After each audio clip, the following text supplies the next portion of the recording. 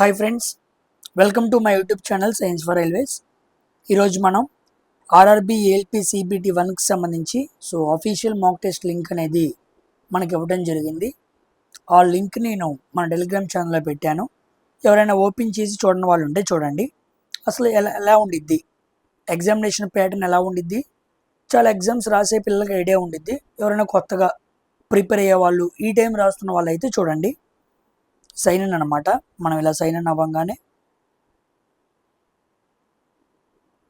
ఇలా మెల్లిగా ఓపెన్ అయ్యిద్ది. మొత్తం మనకి 60 minutes 75 questions 1/3 నెగిటివ్. ఈ మ్యాటర్ మొత్తం నేను చదువుకోవాలి. ఇదిగోండి, ఇవి కూడా మనం జాగ్రత్తగా చూసుకోవాలి. ఓకేనా? ఈ లోపలికి వెళ్ళిన తర్వాత ఇలా ఇంగ్లీష్ పెట్టుకొని ఐఎమ్ రెడీ టు బిగిన్ ఇలా ఓపెన్ చేస్తే మన క్వశ్చన్స్ కనబడతాయి. ఇక్కడ మనకు ఆర్ఆర్బి ఏఎల్పి సెక్షన్ వైజ్గా ఏమీ లేదు. మొత్తం మనకి ఎన్ని క్వశ్చన్స్ ఉన్నాయి? 75 క్వశ్చన్స్ ఉన్నాయి. ఇక్కడ టైం రన్ అవుతూ ఉండిద్ది. 1/3 నెగిటివ్ 0.03. ఇక్కడ కొడితే లాంగ్వేజ్ మార్చుకోవచ్చు, మనకు కావాల్సిన లాంగ్వేజ్. ఇది మా mark for next, clear response, save next చూసుకోవచ్చు. క్వశ్చన్ పేపర్ మనం చూడాలనుకుంటే ఇక్కడ కొట్టామనుకోండి, ఇదిగోండి, ఇదేంటి జాగ్రఫీ క్వశ్చన్ అడిగాడు. ఐఎఫ్ 2019 కరెంట్ అఫైర్ క్వశ్చన్ అడిగాడు. దీంట్లో చాలా వరకు current affair questions 15, 19, 20. 2025 current affairs questions ఏమీ లేవు. అలాగని ఎప్పుడో కరెంట్ అఫైర్స్ అడుగుతాడా అని భయపడద్దు. జస్ట్ ఇంటర్ఫేస్ కోసం ఇచ్చిన నమూనా కాబట్టి వాడు అలా ఫ్రేమ్ చేశాడు. అంతేకాని మనం గ్రూప్ డికి కరెంట్ అఫైర్స్ చదువుకుంటూ వచ్చాం కదా, అవే అడుగుతాడు. మ్యాక్సిమం 8 నెలల వెనక్కి వాటికి సంబంధించి అడుగుతూ ఉంటాడు. ఎవరైతే గ్రూప్ డి కరెంట్ అఫైర్స్ చదివారో వాళ్ళకి చాలా ఈజీగా ఉండిద్ది. ప్రోగ్రామింగ్ లాంగ్వేజ్, ఇదిగో కంప్యూటర్ గురించి కూడా అడిగాడు. ఓకేనా? First governor of Bengal history గురించి అడిగాడు. సిపియు అబ్రివేషన్, మళ్ళీ కంప్యూటర్ అడిగాడు. మెటల్ కాలింది ఏంటి అన్నాడు, సైన్స్ క్వశ్చన్.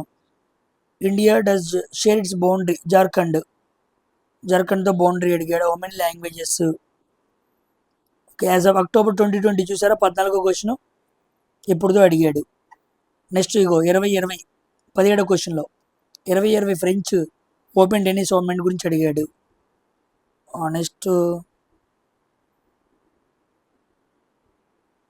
జీకే క్వశ్చన్స్ కూడా కనపడుతున్నాయి. Okay, earth day, international mother earth day అడగడం జరిగింది. మొఘల్ ఎంపరర్ నవరత్న కాని వాళ్ళని అడిగాడు GK question. Kilowatt hour, lactic acid, Hriday 2015లో తీసుకొచ్చిన హృదయ్ స్కీము దేని మీద ఫోకస్ చేస్తుంది? Kuchipudi GK question. కూచిపూడి 53వ క్వశ్చన్. ఓకే, షేర్ కూడా సేవ్ కూడా అవుతుందా? నెక్స్ట్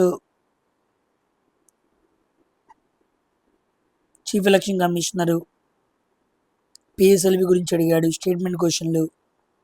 క్వశ్చన్లు అయితే ఇదనమాట ప్యాటర్న్. ఇలా ఉన్నాయి క్వశ్చన్స్. ఓవరాల్గా మనం మాట్లాడుకుంటే క్వశ్చన్స్ ఏమేమి ఉన్నాయంటే, క్వాంట్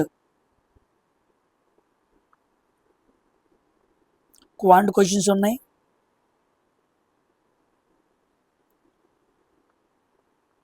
రీజనింగ్ క్వశ్చన్స్ ఉన్నాయి. కంప్యూటర్ క్వశ్చన్స్ ఉన్నాయి. సైన్స్ క్వశ్చన్స్ ఉన్నాయి. హిస్టరీ ఉంది, జాగ్రఫీ ఉంది, ఎస్ఎన్టీ ఉంది, జీకే క్వశ్చన్స్ ఉన్నాయి, పాలిటీ క్వశ్చన్స్ ఉన్నాయి. ఇవన్నమాట అడిగిన క్వశ్చన్స్. ఏది ఇంటర్ఫేస్ ప్రకారం చదువుతున్నాను నేను, అంతే. ఇవే మిమ్మల్ని రేపు సిబిటి 1లో అడుగుతారని చెప్పట్లేదు నేను. అర్థమైందా? వాడిచ్చిన అఫీషియల్ మాక్ టెస్ట్ లింక్లో ఏ రకమైన క్వశ్చన్స్ ఎన్ని వచ్చాయి అని మీకు చెబుతున్నాను. ఓవర్ వ్యూ అనమాట, అంతే. మనకి క్వాంట్ 29 క్వశ్చన్స్ వచ్చినాయి. కానీ ఎగ్జాక్ట్గా క్వాంట్ మనకు అన్ని ఇస్తాడా? ఇవ్వడు కదా.